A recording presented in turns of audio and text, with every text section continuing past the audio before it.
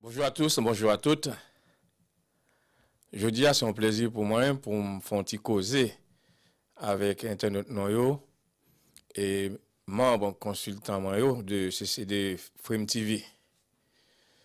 Jeudi, c'est à l'approche de Noël. Alors, moi, je dis bon Dieu, merci. Le fait que il permet moi, il fait me grâce pour me partager ce temps de Noël ça avec les amis Noyo sur Frame TV. Alors, ces amis, pasteur Douko, qui parle cause ensemble avec nous, qui parle parler de la vraie signification du mot Noël. Là, nous, à l'approche de Noël, et le monde entier a préparé pour y aller fêter Noël. Le monde occidental de tradition chrétienne y a activé, y a préparé. Il suffit que nous visiter quelques grandes villes du monde occidental pour nous comprendre, pour nous voir de qui ça n'a parlé exactement. Alors, on va faire un petit tour du côté de Paris, Berlin, Londres, New York, pour ne citer que ces villes-là. Mais Noël, selon l'usage que l'on en fait, et selon la situation et la spécificité de certains pays, pas gain même goût, même chaleur et même signification. Pour le monde, pour les Occidentaux par exemple, Noël c'est en fait de joie, de bonheur, de convivialité. C'est-à-dire que on façon pour retrouver entre famille et parfois entre les amis pour manger, boire, fêter. C'est aussi le moment le plus apprécié des enfants parce que vous connaissez, vous pouvez recevoir des cadeaux, même pas milliers, de la part de Papa Noël qui parle passer dans la nuit et du 24 au 25 pour le déposer des cadeaux pour eux sous sapin et parfois même devant cheminée. Mais Noël tel que les Occidentaux le pratiquent manquait l'essentiel, l'élément même fondamental, la vraie signification du mot Noël, à savoir la naissance ou la venue de Jésus, ou plutôt du Fils de Dieu dans notre monde. Alors, si nous prenons le cas de Noël en France, c'est ça m'a invité aujourd'hui pour Noël ensemble avec moi. Partout où nous passons, côté de passé, qui ça nous voit, qui ça nous observe. Nous voyons des arbres de Noël un peu partout. Des arbres de Noël, c'est ça, nous les sapins. Nous voyons des sapins partout chez les fleuristes.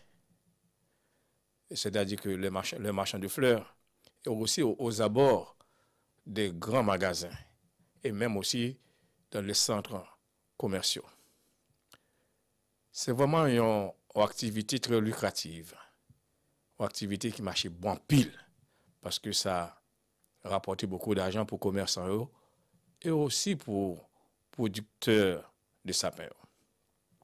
Producteurs de sapins, me saluent parce qu'ils font un travail formidable. Parce qu'avant plante ça arriver à hauteur, côté pour cap venir pour le Noël rivière, ça demande un travail colossal. Il faut préparer il faut prendre soin des plantes là. Donc moi dis bravo.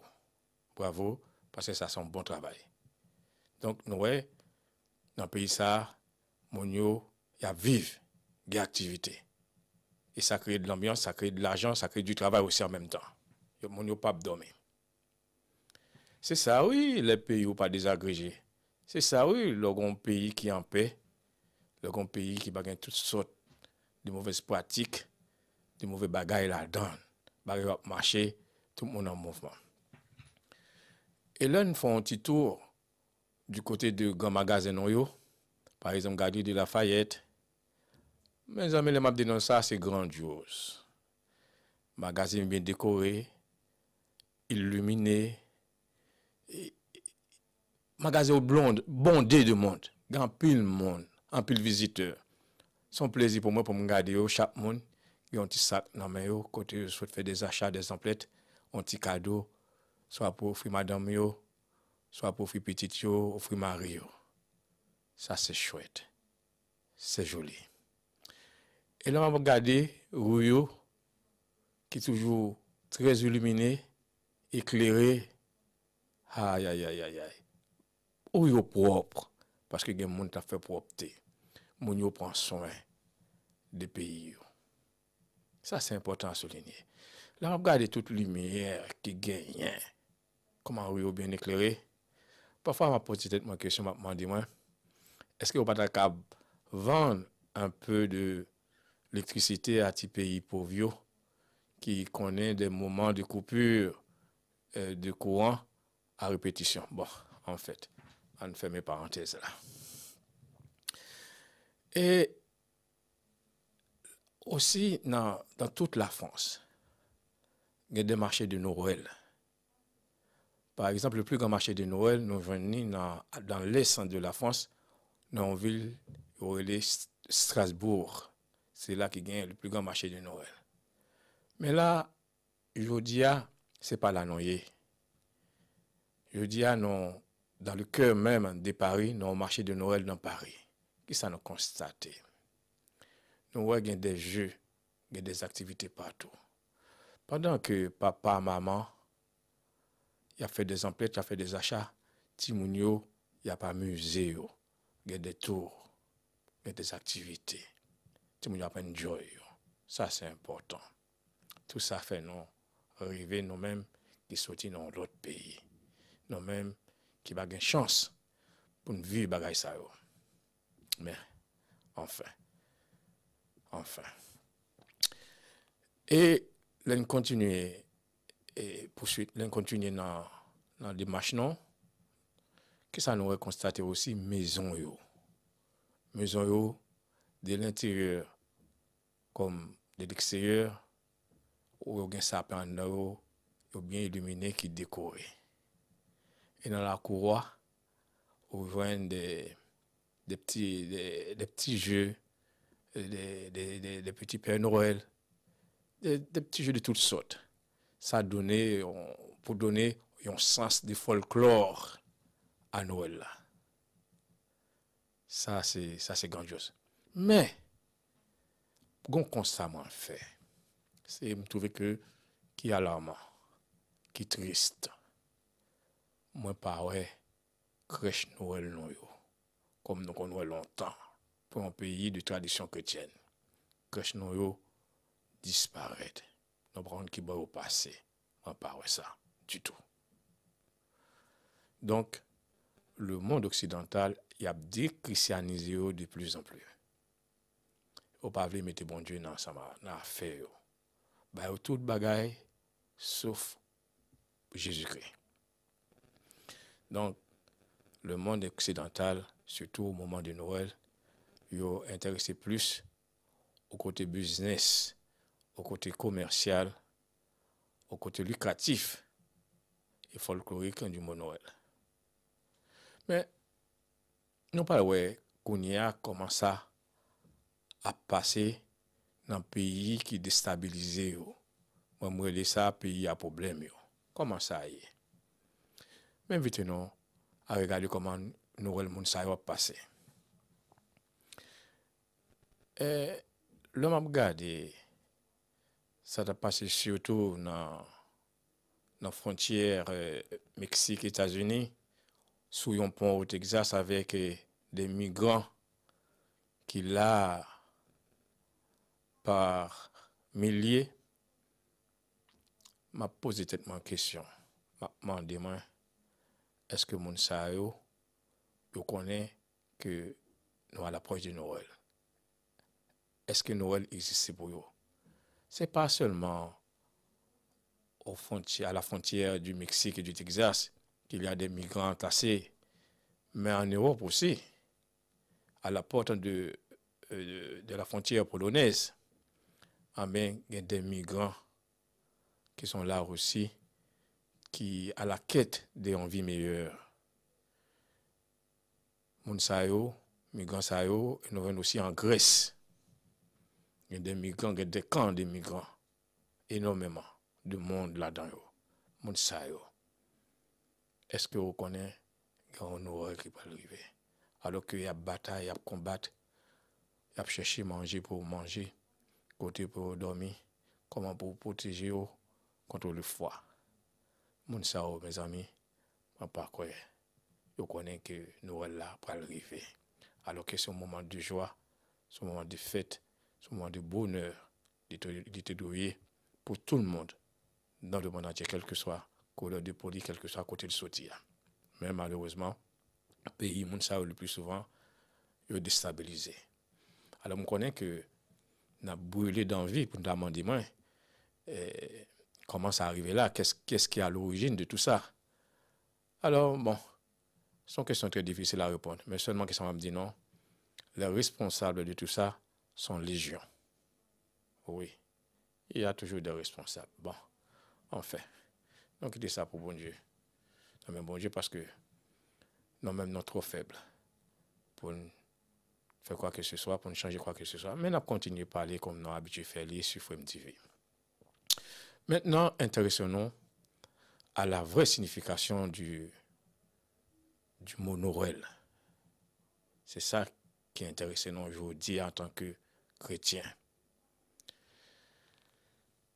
Et l'on prend pour nous bien saisir, pour nous bien appréhender, même bien comprendre le mot Noël là, on a parlé de lui. On a fait un petit tour dans la Bible pour voir que ça dit non à propos de Noël qui est annoncé, qui veut dire la naissance de Jésus de Nazareth, qui va ça sorti. Donc, constate que, après la chute, Dieu prévoit la mise en place d'un plan de rédemption pour sauver l'humanité. Ainsi, bon Dieu a annoncé la venue d'un sauveur, d'un rédempteur. Rédempteur ça, sauveur ça, nous relève le Christ, le Fils de Dieu. Donc, dès la Genèse, Genèse 3, verset 15, bon Dieu a annoncé la venue du Christ qui va rétablir toutes choses. Toute bagaille qui péché, te gâché, c'est ça, sauveur ça, Christ a venu rétablir. Et les a continué aussi dans la Bible, dans l'Ancien Testament, dans l'Ancienne Alliance. La Bible aussi a annoncé non, que sauver ça, c'est un petit Abraham, un descendant d'Abraham. Si nous prenons le temps pour nous lire, par exemple, Genèse 49, là, on comprend de qui ça m'a parlé. Non? Et il a annoncé que aussi que le Rédempteur ça sauveur, c'est un petit David, l'a payé. Dans 2 Samuel 7, donc, on a vu ça. Là, on avance un peu plus loin avec le prophète, notamment Moïse, le législateur, le médiateur de l'ancienne alliance entre Dieu et le peuple d'Israël. Il a annoncé que il dit non, que l'Éternel notre Dieu pour susciter un prophète cancoul, l'imam du peuple là, pour le tendre, pour obéir à lui-même, que ça le dit. Mais le prophète ça, qui va venir, c'est Jésus. C'est Jésus qui, lui-même, l'a pris un médiateur de la nouvelle alliance. Moïse, en tant que médiateur, il écrit la Torah et aussi la charte même de Dieu la charte de la loi de Dieu. Mais Jésus-Christ, en tant que médiateur de nouvelle alliance là, la propreté dans la grâce et le pardon des péchés.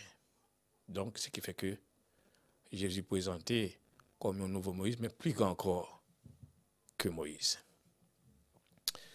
Voilà. Et il y a aussi le prophète Isaïe qui commençait à préciser bagaille peu à peu. Par exemple, on a Isaïe 7, verset 4, je crois, verset 14, je crois, je ne me rappelle plus. En tout cas, c'est Isaïe 7, verset 14, je crois. Il a annoncé que la Vierge, la jeune femme, sera enceinte et elle enfantera un fils. On lui donnera le nom, elle lui donnera Marie, surtout que la jeune femme, la Vierge, qui va lui donner le nom d'Emmanuel, c'est-à-dire Dieu avec nous. Dans Isaïe 9, verset 5, il dit que Timonsa, son merveilleux conseiller, et un Dieu puissant, et un Père éternel, et un prince de la paix. Mais là, on va avancer plus loin avec les évangiles du Nouveau Testament. Alors, nous gagnons toute précision au sujet de cet enfant, au sujet de la naissance de cet enfant. Matthieu, Luc, surtout, nous des renseignements précis au sujet de cet enfant. Matthieu insiste davantage sur l'annonce faite à Marie. Quand Luc, de côté parlé, lui donne des détails concernant la naissance de cet enfant et surtout la visite en des bergers. Alors, les évangiles affirment tous ici que Jésus naît à Bethléem dans une étable. Et parce qu'il n'y avait pas de place dans les hôtelleries. Marie prend son premier-né et le met dans une mangeoire d'animaux. Mais Dieu donne des signes pour que nous puissions reconnaître Timonsa. Des signes donnés d'abord par Dieu à des bergers, des gens simples, des gens ordinaires. Et après, il y a des signes à des gens plus savants, comme les mages. Voilà en gros détail de la naissance de Jésus. Mais on peut inviter nous à arrêter nous sur deux points essentiels sur le récit de la naissance de Jésus.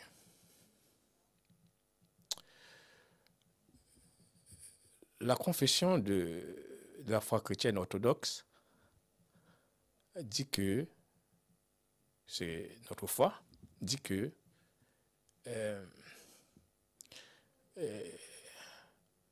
la conception de Jésus se fait à l'aide de l'Esprit Saint. Dieu est conçu par l'Esprit. Jésus-Christ a été conçu par l'Esprit. C'est Matthieu 1, verset 20. Et de l'autre côté, Jésus est né de la Vierge Marie. C'est Galates 4, verset 4. Mes chers amis, qu'est-ce qu'il faut comprendre par là? L'existence de Jésus, nous avons expliqué dans le mouvement même que Dieu fait vers nous. L'existence de Jésus, nous avons expliqué par le mouvement que Dieu fait venir par le Saint-Esprit et aussi par la Vierge Marie. En fait, chers amis, c'est là le mystère de Noël. C'est là le mystère de l'incarnation. Mais à Noël, c'est ça nous fêter, nous-mêmes en tant que chrétiens. Nous fêter la conception miraculeuse de Jésus. Cet événement marque un point, une étape fondamentale dans l'histoire de l'humanité. C'est le point de commencement, c'est un point de recommencement de toutes choses. Par cette venue du Fils de Dieu, Dieu voulait bailler une nouvelle étape à l'humanité, une nouvelle perspective d'avenir aux humains. C'est pour cela que bon Dieu a invité nous à entrer dans l'espérance avec lui. Maintenant, l'un dit que Jésus a été conçu du Saint-Esprit. Qu'est-ce que cela veut dire? Est-ce que Saint-Esprit, c'est Père de Jésus lié, c'est Papa Jésus lié? Bah quoi ça? Alors d'emblée, on a dit que à partir du moment que nous comprenons que Jésus est né a été conçu du Saint-Esprit, cela veut dire que Joseph n'est pas papal. Ça ne veut pas dire non plus que le Saint-Esprit, c'est papa Jésus lié non plus. Parce que nous comprenons très bien, l'esprit n'a ni chair, ni corps, ni os. Et Jésus n'a pas de père. Sa conception doit être comprise comme une intervention libre, directe de Dieu dans notre monde. La conception de Jésus, pour la bien comprendre, il faut saisir que c'est le Fils de Dieu qui, de toute éternité, qui dépouille lui de divinité lui pour prendre une forme humaine. C'est Dieu le Fils qui s'est lui-même dépouillé en entrant en scène comme créateur et non comme partenaire de Marie. Je crois que c'est sans ça que nous joignons dans le prologue de Jean. Lorsque Jean dit m'appeler pour nom, au verset Jean 1, verset 1 et 2, aussi verset 1 à Jean 1, verset 14 et verset 18. Et Jean dit qu'au commencement était celui qui est la parole. La parole était avec Dieu et la parole était Dieu. Et la parole, un peu plus loin, et la parole a été faite chair. Elle a habité parmi nous, pleine de grâce et de vérité. Et nous avons vu sa gloire, une gloire comme celle du Fils unique venu du Père. Personne n'a jamais vu Dieu. Le Dieu Fils unique qui est dans l'intimité du Père est celui qui nous l'a fait connaître. Ici, il est question de Dieu venu vers nous. De Dieu fait homme volontairement. De Dieu qui fait connaître Dieu. C'est là un mystère formidable, profond, dans l'identité même de Jésus. Et c'est là aussi, c'est ce prologue qui nous permet de comprendre que ce qu'on appelle, lorsqu'on parle du mystère de l'incarnation. L'incarnation, ce n'est pas un mot qui existe dans la Bible, mais le prologue de Jean donne même la signification du mot incarnation. C'est pour cela que les théologiens parlent de l'incarnation du Fils de Dieu. C'est-à-dire que le Fils éternel d'éternité qui était avec le Père a choisi délibérément de devenir homme. Maintenant, on a passé dans le deuxième point. Né de la Vierge Marie. Qui ça là, nous trouvons face à un humain, à une femme, comme toutes les autres femmes. La Vierge Marie. Cela veut dire que de même que Jésus lui possède de Dieu, il possède aussi de cet être en particulier qui est Marie, qui était Marie. Né de la Vierge Marie veut dire que Dieu se donne une origine humaine, terrestre. Jésus-Christ n'est pas que vrai Dieu, il est aussi vrai homme, semblable à nous en tout point, sauf le péché. Donc, Jésus est vrai homme, vrai Dieu.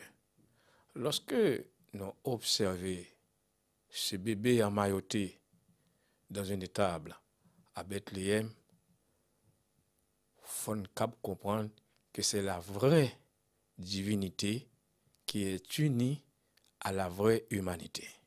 Ça, c'est très important. Né de la Vierge Marie, cela veut dire aussi que, comme on se dit tout à l'heure, Joseph, un héritier d'Adam, n'est pas le père de Jésus. Jésus lui-même, le nouvel Adam, venu du ciel. Dans ce récit de la Vierge Marie, nous comprenons très bien que le rôle joué par Marie dans cette action-là n'est pas négligeable. Marie joue un rôle important. Marie, ce n'est pas une mère porteuse qui portait un embryon divinement implanté en elle. La théologie catholique même dit que Marie est Théotokos, c'est-à-dire que la mère de Dieu. Oui, ça on peut l'admettre. Marie est la mère de Dieu parce que Jésus est Dieu. Oui. Donc, là où le rôle de Marie dans cette histoire est important. C'est Marie qui donne à Jésus son patrimoine génétique, d'après Galates 4, verset 4, etc. Mais ça ne fait pas pour autant Marie quelqu'un à vénérer. Donc, en tant que protestant, chrétien protestant, baptiste, nous avons rejeté toute mariolâtrie. C'est-à-dire que toute sorte de culte en fait à Marie. Ça, non, pas admettre parce que Marie, c'est une femme, comme toutes les autres femmes, à qui Dieu fait grâce et qui recevoir dans la foi la parole de Dieu. C'est pour cela qu'il dit, les anges demandent, il dit comme ça que il parle porter petite là, tout ce qu'il trouvait à dire, il dit comment cela se fera-t-il? Parce que je suis vierge. Après, il a ajouté un mot très fort, qu'il en soit fait selon ta parole. Ça, c'est merveilleux. Elle n'a pas dit par quoi vous connaîtrez cela, tout ça, etc. Comme Zacharie l'avait dit. Mais Marie plie, lui obéit. Demandez comment cela se fera-t-il. Elle est dans l'obéissance totale. C'est une vraie femme. Elle a joué un grand rôle dans la naissance, et même dans la vie de Jésus, jusqu'à une certaine date. Parce que les nourrit, les baltétés, comme tout autre enfant. Ça, c'est un mystère que nous ne pouvons pas expliquer. Bon, nous quittons ça à Dieu pour Dieu qui expliquer non. Cause de ça, parce que ça a dépassé non. Chers frères et sœurs, chers amis, chers internautes, chers consultants. Noël que nous avons célébré aujourd'hui, Noël que nous prenons plaisir pour célébrer année après année, nous devons comprendre comme un moment unique et particulier de notre histoire humaine, de notre vie. Quand nous, en tant que chrétiens, nous avons décidé de fêter Noël, la première chose que nous avons en tête, ce n'est pas fêter un jour. Non. Nous fêtons surtout la possibilité que Dieu bat nous pour nous prendre un nouveau départ avec lui. Nous avons décidé chaque année de fêter Noël en pensant surtout à Dieu fait homme. Quand on voit ce bébé naître dans une étable, ce n'est pas juste un bébé humain qui naît dans des conditions misérables, dans des conditions de pauvreté. C'est le Fils de Dieu même qui est venu dans notre monde pour sauver l'humanité pécheresse. Ça, c'est important à le noter. Comprenez bien, chers amis, que il y a plusieurs venus dans les activités, que la Bible apprend, non. D'abord, la première venue, c'est ça, je t'expliquer tout à l'heure là, ça nous les naissances de Jésus à Noël là. Donc, Jésus est venu dans des conditions de pauvreté, dans des conditions misérables. Jésus connaît deux sortes de misères. D'abord, la première misère qu'il connaît, c'est la façon de naître, à côté de naître, non étable. Pas plus pauvre que ça. Je dis, c'est un monde qui t'a accouché dans un pack bête, ça t'a porté un peu de critique. Mais c'est là. Et Jésus est accouché dans une condition de pauvreté. Deuxième cas de pauvreté que Jésus connaît, il est obligé, l'homme de Jésus a des timons. Papa, la maman, Marie et Joseph, ils sont obligés de partir en exil en Égypte avec Timon Sar. Côté qu'il était venu étranger, comme nous connaissons, je dis, plein d'immigrés, plein de migrants étrangers qui cherché refuge de l'autre côté, parce que pour fuir la guerre, parce que pour fuir la misère, pour fuir le kidnapping. Alors Jésus était obligé, parents Jésus était obligé de s'enfuir avec lui pour éviter le roi Hérode. Monsieur apprendre que Timon sa net, monsieur fin fou, monsieur bouleversé, monsieur troublé. Au point que monsieur décidé pour l'éliminer, pour le tuer tout Timon en bas âge de 2 ans. Parce qu'il était peur pour placer. Comme dans certains pays déstabilisés, en peu de monio, en peu de monsieur, ils ont peur pour placer et au prêt à tout. Alors donc, ils étaient obligés à le cacher à Jésus jusqu'à ce que Hérode était mort pour Jésus était retourné. Donc voilà deux conditions de pauvreté que Jésus connaît. Alors, on t'a parlé tout à l'heure de la première venue, la naissance de Jésus, c'est ça la signification de Noël, c'est la venue surtout qui est important, plus que mon naissance.